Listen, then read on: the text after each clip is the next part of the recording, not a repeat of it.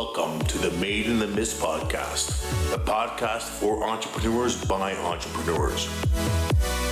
Now please welcome your hosts, Emma and Dan. Welcome, everybody, to another amazing episode of the Made in the Mist podcast, the podcast where we feature entrepreneurs from the Niagara region and find out their secret sauce to success, their tips and tricks, and what made them be what they are today. Today, we have another amazing guest on with us today, Miss April Mullen, from co-founder of the award-winning film production crew called WANGO Films, alongside Tim Dwaron. Produce amazing films such as 88, Wander, Dead Before Dawn in 3D, and the most recent, Simulant. Welcome to the show. Thank you so much for coming here. It's a complete honor to have you here. How you doing? Very well. I just saw the space and I'm so impressed with the hub. I can't take it. I'm drooling and I just want to start creating. So I would encourage everyone to just come and check it out. I really can't believe it's here.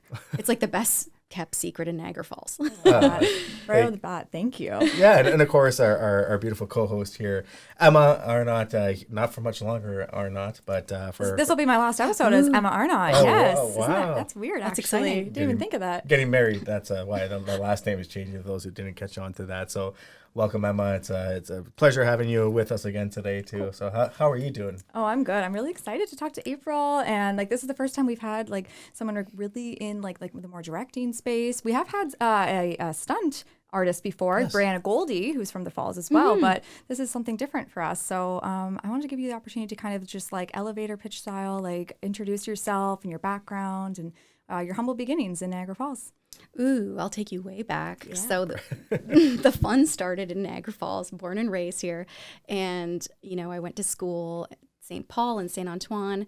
And when I graduated, I went to Ryerson Theatre School. When I graduated from Ryerson, I took the big leap, moved to Los Angeles, and I was ready, all bright-eyed and bushy-tailed. And there was a writer's strike at the same time a SAG strike. Wow. And so nothing was happening. And I really was always kind of inspired and in same alignment with this person I went to school with, Tim Doran, which is my co-producer and writer, co-creator. And we called each other okay, nothing's happening. We're not waiting by the phone. We're going to have to take things into our own hands. Let's start making movies. So literally our first feature film, Rock, Paper, Scissors, The Way of the Tosser, was shot almost 20 years ago. Wow. He wrote it, I directed it, and we co-starred in it, and we wanted to make a vehicle to sort of showcase our acting. Little did we know, we also embarked on this massive filmmaking undertaking, which was a much larger hill to climb than we ever dreamt. But I'm so happy nobody told us that the impossible was impossible almost, because it became possible. So we did start from the ground up. Our first film had 7 people involved, most of which was family. My mom was doing costumes, my mom was doing extras, my dad was doing location scouting in vehicles, and we shot at my grandma's house. So, and in Niagara Falls. Okay. Oh, yeah. Wow. I've shot 5 feature films in Niagara. Hey, there's a lot. Cinco. Thank you for Spanish and the cinco there too. But it seems like Niagara Falls is quite an iconic spot for a lot of film production. Yeah, it has everything. It has so much character. You can also sort of get the backdrop and the beauty and the grand scale of large casinos and hotels. But then you have these little local streets that are phenomenal and have so much character. And there's also these nature aspects to Niagara Falls, and there's the city of wonder. There's something in the water that makes people want to come here. Yeah. I'm convinced. Because we're made in the mist. There we go. Okay, that's it for today's episode. No, I'm just joking. Definitely can't rap now. No. That's what happened to us. We sort of wanted to create a vehicle, a calling card to showcase our talent. Rock, Paper, Scissors came out, and we found out that nobody goes to the theaters, especially if there's not a star in your film. And it was starting back at ground zero, but we spent all of our money and family money on this film, and it had to be a success. Otherwise, I'm too excited. Sorry about the mic. It had to be a success. Therefore, we undertook the film and dressed in character, went from coast to coast doing Rock, Paper, Scissors championships all around the country with universities, really unique out-of-the-box marketing, which then drew the attention of distributors, because we sort of were on the news, rock, paper, scissors, tossing on radio shows, everything you could ever imagine. He was in short shorts, a la Borat style, and I was in a small tutu.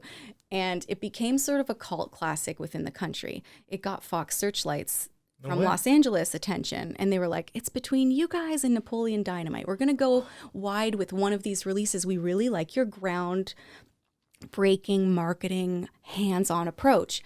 We're going to do the same with one of these features. They obviously went with Napoleon Dynamite, but that's all right, because we then entered into what is our company. We started building another feature film. We were able to get distribution, make some money on the first one, which was a miracle. And then we reinvested our money into our second one. And then our film slowly got bigger and bigger. So we started with, peanuts. And then our last film was over $10 million with stars from Hollywood. And we had a crew of over 200 people instead of 7 people. Yes, my parents and family are still involved, but there's no pressure. There's a lot of pressure, but not on them to sort of like, find the cars. And although my dad did find the cars for Simulant, but it's much, we have so much more help now. But it was a long journey. Yeah, that is fantastic. Now, I know you went into directing, but did you have any involvement in the film industry at a young age? Were you ever acting, try doing anything like that? Yes, my parents would say that at the age of like 5, I started assembling all of the kids around the neighborhood, and I would put on these shows. So I'd like create music, costumes. I wish I had the hub, and give these kids roles. And then I would maestro this amazing show and charge $0.25 or $0.01 for every parent to come, so that we would have financing for the next costumes. Bootstrapping, Hey, that's it. That's the way to do it. So whether that was like my calling to creation and content, or my wild imagination, or my entrepreneurial spirits of like, I'm going to have a feature film or theater company at some point, my parents were like, it was obvious that I was taking this course of action, and I didn't have any film or influence in my life that would have led me to that.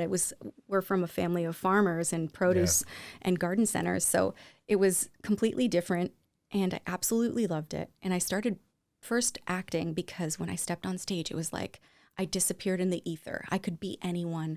I could say wild things and no one would judge me. I could be like completely outrageous and people would laugh, but no one would judge me. And it was like, this is a character. It's separate than me. And so I felt really free and wild. And that sort of built on, continuing acting and connecting to character and backstories. And I loved connecting with actors.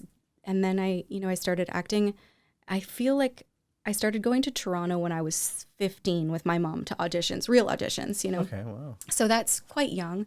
Yeah. And it was an amazing experience because I spent a lot of time behind the camera, and I got to watch, like, when I booked a role with David Cronenberg, I got to watch him with Viggo Mortensen on History of Violence. And I was always like, my little, like, taking notes and enjoying, like, go back to your trailer. You have 5 hours before your next shot. And I was like, actually, could I just sit behind you, Lisa Coladencro, and watch what you do? Because I was in this great Kevin Bacon, Kira Sedgwick film and called Cave Dweller, and I was obsessed with the filmmaking process at that point. I was older. I was like 23 playing 15 or something, but I never left set, and I learned so much while being on set. So that was definitely very helpful that I was able to be on set early as an actor. And then I just, like I said, sort of gravitated once I graduated from theater school to a production company out of necessity, really. Wow. It's like sink or swim. Yeah, so you were like a sponge from yes. young. Yeah, I just wanted to learn it all. That's amazing. And so then fast forward then to today with Stimulant. So that's like, has it felt like it's come full circle now because you did premiere, I think partly here in the Falls too, right? You did premiere. What was that like doing it at the local Cineplex at the old Niagara Square? It was so fun. Yeah. I mean, I have brought all of our features here in different ways, but usually I'm flipping the bill and organizing and pulling up the, carpet and unrolling it myself and duct taping it, and there's no help. It was a lot more support, and Mongrel released the film, and I sort of were able to just help us get this place in Niagara Falls. I really want to do a premiere in Niagara. It's important to me. It's my hometown.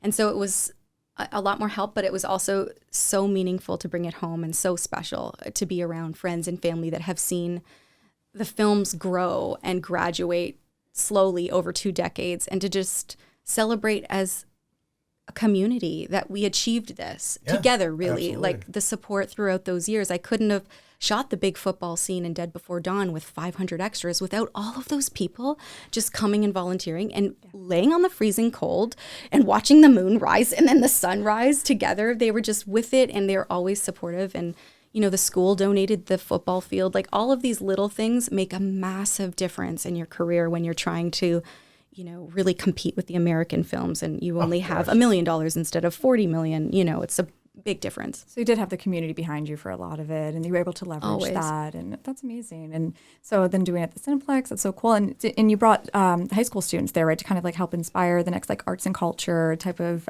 generation. St. Paul Patriots there. I did. I really always try to reach out as early as I can to sort of bring any high school or films, college students, anybody that's around Niagara College film. And next time I'll reach out to the hub to just bring them into sort of seeing the film, in the middle of the day, and then be able to do a Q&A with them afterwards and say, what are the things that you want to know? How can I help you get to your dreams? What are the things I wish I was told when I was that age? When I was in St. Paul, I went to the guidance counselor and I was like, I love film.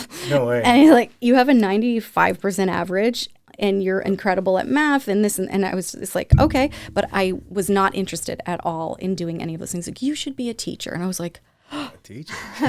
Shock. I mean, I still do teach in a way, but I was just like, no, I really, really, really want to do for the film industry.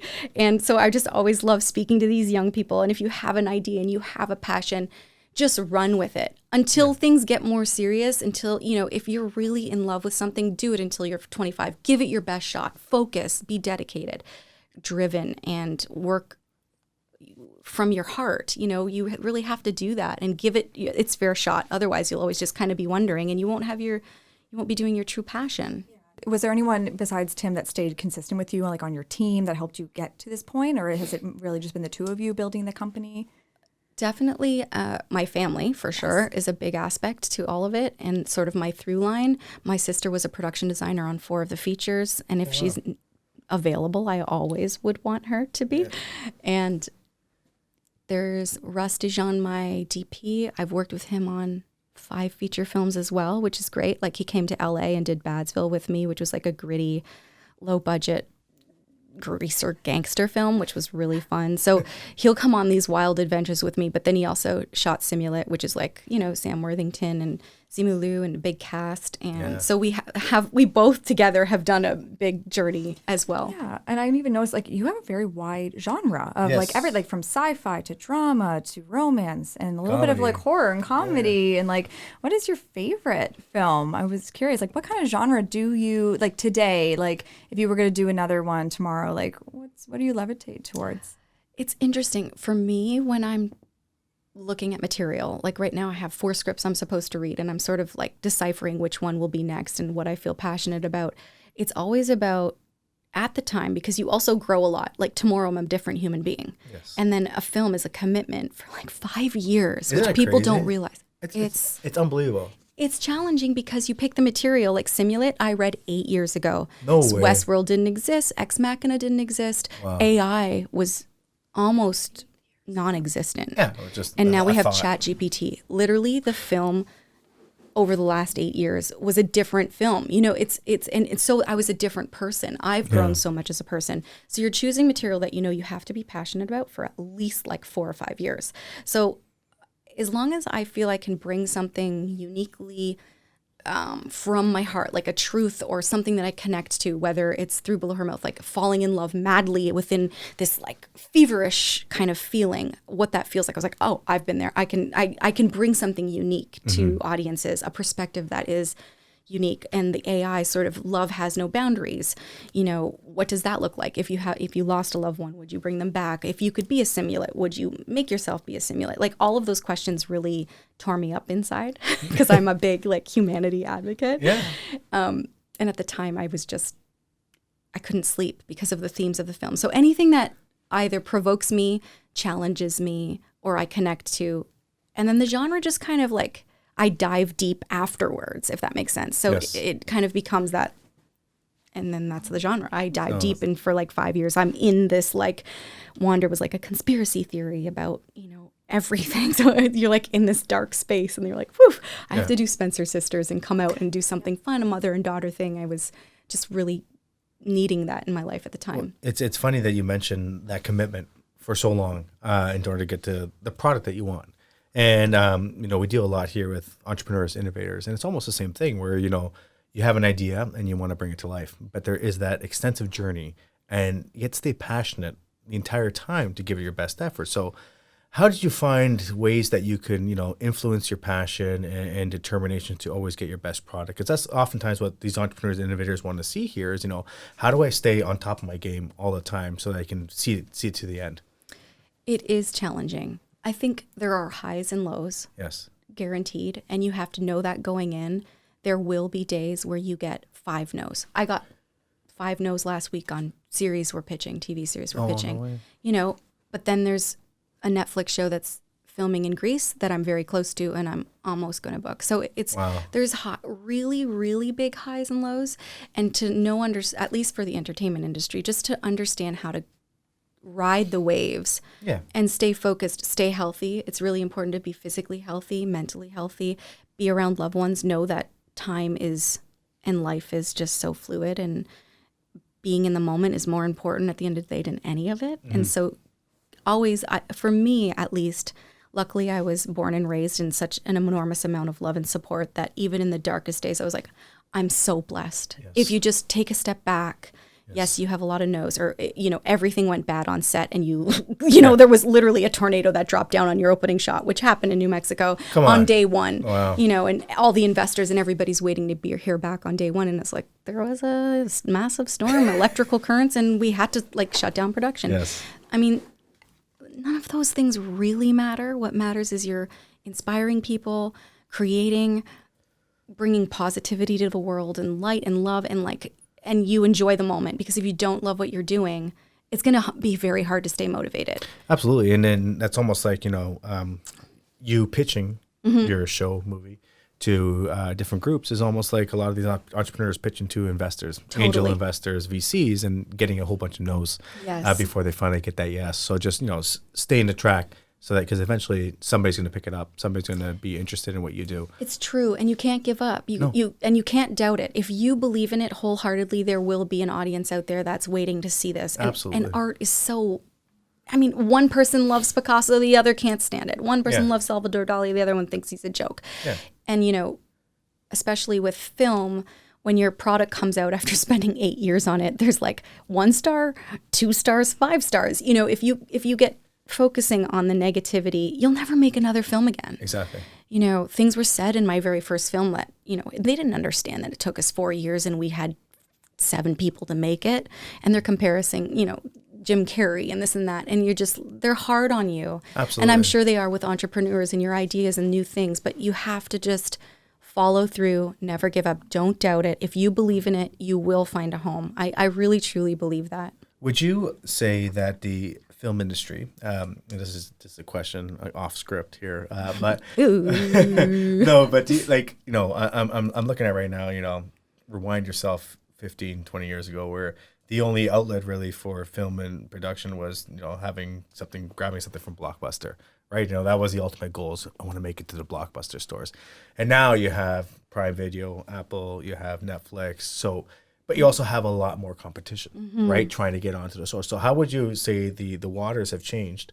And that's a reference to Niagara Falls. How would you say that the waters have changed so that, is it more competitive now, but is it also easier to find success because there's that many people around the world that have access to these types of platforms to view shows and TV and movies on? That's an extremely challenging question. I don't know if I have an answer. I have a point of view. Sure. And I think globally, what I like that's happened is there's a lot less borders. So we can see content from other places around the world very easily. Whereas to see Wong Kar-wai films, I used to have to go to this really weird place in Toronto and go to 24/7 and look through independent cinema and find one Wong Kar-wai film. Now I can just take a click and there you are. Yes. Those things are amazing. The accessibility to unique and original content is amazing. And the fact that we can create things that is able to be distributed on our phones is also a gift, because then people can actually make things with their voice and they can be very free that way. But what's happened, I think, is there's so much content that things do get swallowed up, and maybe there's so much content you as an independent sort of producer going in with a feature film under 10 million, it's very challenging right now to make something like that. Either it's a sequel or it's a remake, and it's something that people understand, and it's a brand that's a hook that they understand they'll get more clicks for. Yeah, so Simulant, is very original, very unique content. Yes. And then we were up against, I think, what was it in theaters? Some sort of massive Super Mario Brothers, John Wick as well. Yeah. When you think of those things, Like how much money has gone into and those the competition between Yeah. like being at the box office, Yes. it's almost laughable. I'm laughing because you have to have, you have to have fun with it. Yeah. But I think it's oversaturated in a lot of ways. But I do see that there is also seeds for unique and new original content and new voices being able to be on new platforms much easier, and short content too is now just like happening at a rapid fire, which I love too, because it sort of is a proof of concept, and then these unique filmmakers and content creators can rise to the surface, and if there's people that are liking it and pushing their thumbs up, then it's like it could be a show next year, which is weird but also pretty phenomenal. And it's crazy because I remember watching movies a long time ago. It was always you'd always see what do the critics say, right? Mm-hmm. And now it's almost like the general population. What do the peeps say? Exactly. What's people saying on Rotten Tomatoes, right? What are they saying? So how do you navigate that? How do you focus on making sure you do something not necessarily what the critics want to see, but what the people want to see? And your fans. Yeah, to be honest, I don't think you can go into making a movie solely thinking, how do I make it successful for other people or the sales or distributors, because it really taints the whole process. Like if I got too much in my head about how many stars we would have by Now magazine, I don't think I could make anything. No. People are just cutthroat out there. Oh, absolutely. So I try really hard to focus on like the marketplace, what are current themes, what are universal themes like the AI themes that are sort of in Simulant that will definitely reach a lot of people, and broad spectrums of people will enjoy something like that, and then try to create entertaining content that sort of touches the heart and brings people together or inspires people or allows them to question their own morals. I try to focus on that because otherwise it's tough out there. The critics are so mean. Well, yeah, but I mean, and bringing it back to with us, the entrepreneurs too, it it's is actually hard. the investors are So the ones that are black and white. Exactly. And just because they don't see it doesn't mean it's not going to be Very something true. that's popular or something that's Very going to true. take off, right? So, sorry, Emma, I know I'm talking a lot. I'm just adding to like, even as independent though, you've had the opportunity to kind of represent Niagara Falls on the world stage because you've been to some international film festivals as well. So like those experiences too, like those are very unique opportunities. And like, what were those like? And is that something that, you do see other people from Niagara Falls having those opportunities? Yes, I have to say one of my favorite moments was Dead Before Dawn 3D. We got a lot of no's up front because we wanted to create Canada's first stereoscopic 3D feature film, fully stereoscopic. At the time, it had to have two Red 1 cameras, which one was horizontal and one was vertical, left and right eye. And then we were pulling convergence on set in real time. And it was so hot in the summer that the bottom camera overheated the top one. And we were working with a quasar rig. This is all nerd bomber stuff. But basically, it never should have happened. 3D technology was not to par yet for indie filmmaking. The rig was so big, we couldn't even move it. It had to be on a track. It couldn't be handheld. It was like very restricting, but we were determined to make Canada's first 3D feature film. It came out in 3D and no one really cared. It's crazy, right?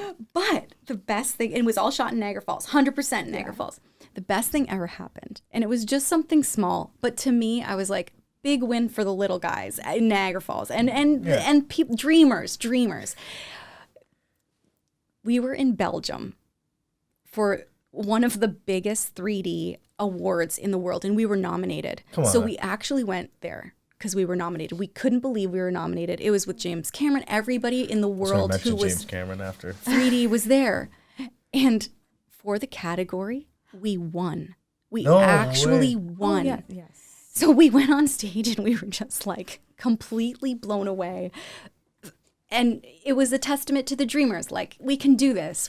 And so again, being on the world stage, being a part of that and watching it come true, really, it was a dream come true. And we actually were able to deliver a 3D feature film all over the world. We went to Russia, and it was a phenomenal sort of like, it did really well in Russian box office. So it didn't necessarily resonate with Canada, but it did really well in Russia. And we won these amazing awards in Belgium. And it was, it's in the US. It's available everywhere now. That's a testament to, having no borders for accessibility, right? True. Saying that, maybe it didn't take off here, but, somewhere else. And again, back to the entrepreneurs and innovators, just because your idea is not getting much traction locally doesn't mean that other people won't benefit from it. So Yes. It's a great story.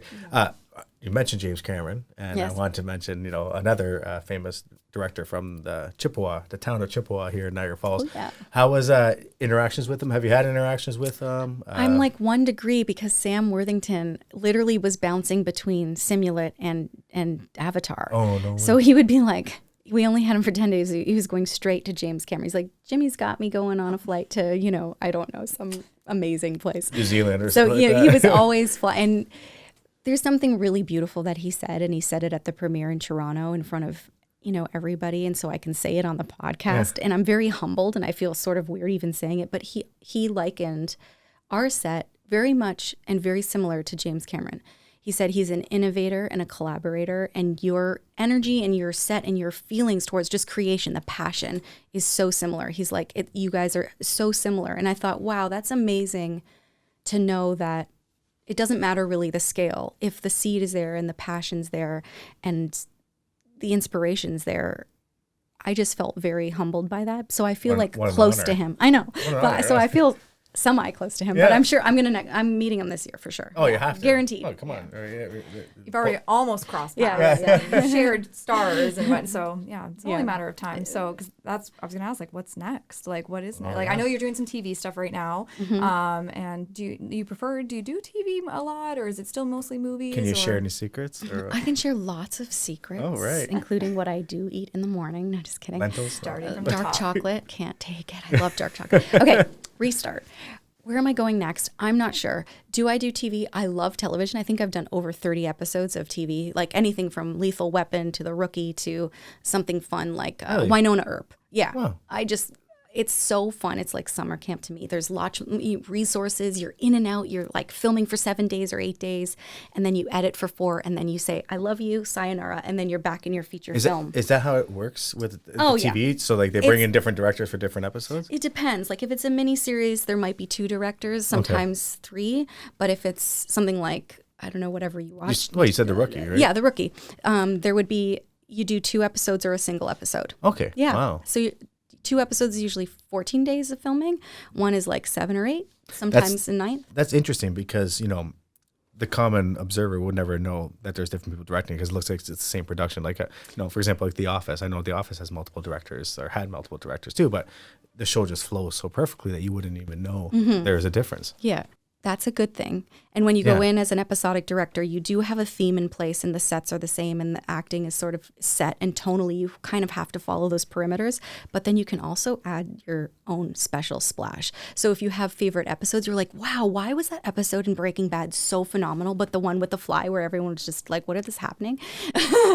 Is not somebody's favorite. And I think that has a lot to do with either the writing and the directing. Okay. Yeah. That's interesting because I always thought that, I always notice like, your the first episode of season is always so intense. Oh, they always get more money. And then the second one is pilot. just like the second one's like and then the third one's good. And Yeah. So is that just the flow of the funding, or is that actual different directors doing it, or a little bit of both? It's predominantly different directors, but I would say every pilot gets more money than the rest of the episodes, guaranteed 100% because they're trying to get it picked up. So they get like double sometimes the money. So it's That's awesome. always going to be your favorite. That's fantastic. Or the finale, I guess. Yeah. Well, that's exactly it, right? It's always all the big explosions and everything. Yeah. And this wasn't your first time with the CW because I didn't know you did an episode of The 100. It's one of my Yeah. favorite shows of all time. No way. I love You did The The 100. 100? Oh, She yeah. did an episode of The That's a- 100. I did. Yes. It was That's a family really fun. favorite. I love know. that show. Which Yeah. season? The last season, because I was never available. I was always filming something else. I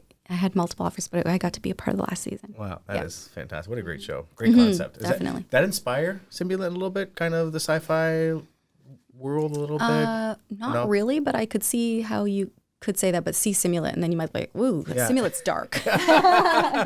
Dark chocolate. So, one thing that we always want to know is that, a lot of our entrepreneurs are very interested in finding out, like, what's your secret sauce to your success? What do you do perhaps on a daily basis or, every so often to really stay in the game, stay focused, stay motivated? And then, what are some other tips and tricks that you can share that got you to where you are today? I would say you have to create every day. And that doesn't mean something big. It could be something small. Even if it's a picture with your iPhone, just be able to be free to create, whether it's like cutting something out of a newspaper and sticking it on your mirror that inspires you. Little things to me go a long way. And I love being an observer of life. Like if I watch somebody, the way they tie their shoe, or an elderly person looks at a child, little things like that, really, I love holding on to those things throughout the day and trying to really be, present. And those things end up being a part of my filmmaking style and shot listing and storytelling. Just, I really, in general, try to be really present, which is a gift and something time is so precious. So absolutely, that's number one. I think create every day, whatever that means to you.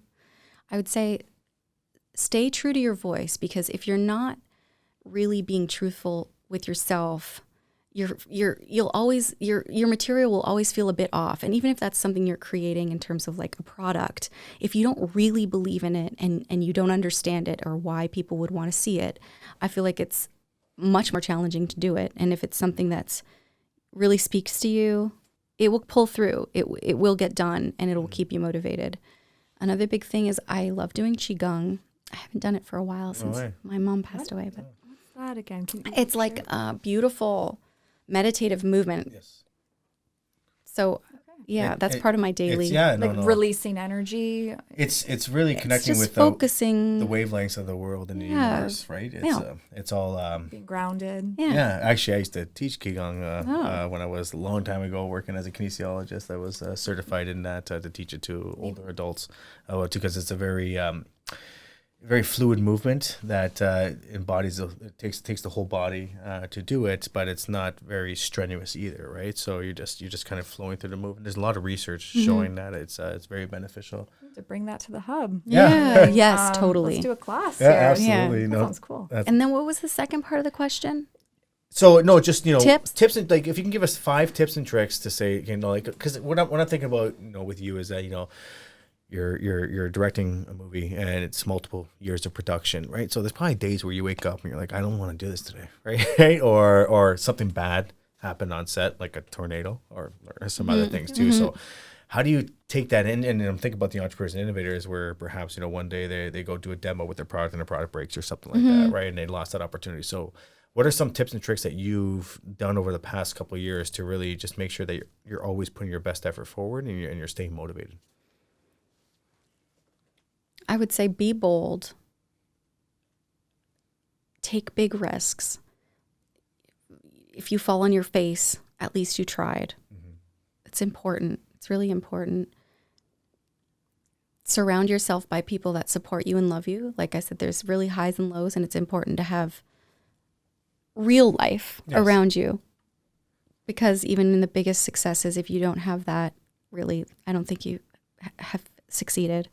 And that's really, if that's like a trick to success, I don't know if that's a trick to success. Absolutely. But I think it's so important to acknowledge that. Is that kind of like, if you're living in LA, does real life kind of get distorted a little bit? If you let it, for sure. Yeah. I mean, in your 20s, when I was living there, I was living in a hotel with 400 actors, and everybody's drinking and cannonballing, and everybody's, doing wild and crazy Hollywood things. And I remember being like in my room reading plays at 8:00 and looking for assistant work and trying to be, work for free as a producer's assistant and learn. Yeah. And I'd say staying focused is really important. Yes. And once you start committing, you have to stick it out to the end. Even if you feel exhausted by the idea, I would say have a goal in place and do not stop until you finish that one, because it's very easy to be distracted, especially with a feature film. If you're like, oh, the beginning is so fun, the seeds and the spark of the idea is so fun, but to really fully see it through, you have to love the idea for all of its faults and all of its beauty and all of its like hiccups. Just see it through till the end. And it's like when you make a film, you really have to believe it and follow it through all the way to the end.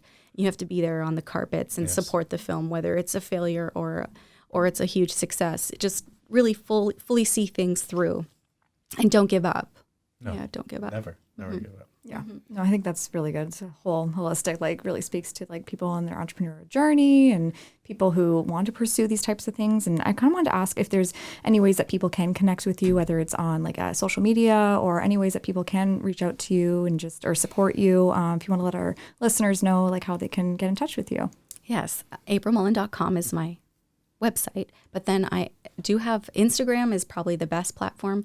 I'm not very big on Facebook, but I'm on there. I have a Facebook page, so you can like be on my group, but it's just how you funnel Instagram onto there. So but I will say I always gravitate and try to film in Niagara Falls. So when I am getting ready to gear up and film either a series, which I'm trying to, I have 2 series about Niagara Falls that I'm desperately trying to finance right now.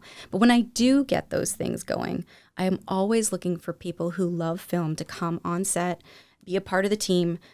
And so you just info@wangofilms.com or write to me on my website, which is aprilmullen.com. It goes directly to me. And I really welcome and love supporting young filmmakers. And I all I want to do is take them, expose them to every aspect of filmmaking and be like, what do you like? Do you like continuity? Do you like grip? Oh, do you want to sit, come and check the directing chair? Or is it editing? Like, does music speak to you?